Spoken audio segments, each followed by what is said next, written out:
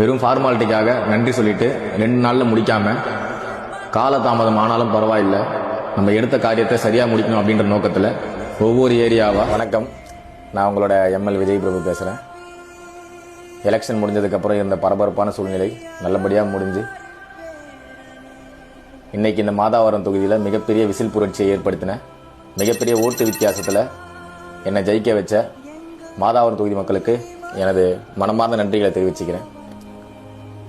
இந்த வெற்றிக்காக உழைத்த ஒவ்வொரு கழக நிர்வாகிகளுக்கும், சிங்க பெண்களுக்கும், மாதாவரம் தொகுதியில் இருக்க மூளை முடுக்கெல்லாம் நமக்காக கழக பணி செய்த, எந்த ஆதாயமும் இல்லாமல் எந்த எதிர்பார்ப்பும் இல்லாமல் சமூக வலைதளத்திலையும் நேர்லையும் களமாடிய எனது அருமை உறவுகளுக்கும் இந்த நேரத்தில் என்னோட நன்றியை தெரிவிச்சுக்கிறேன்.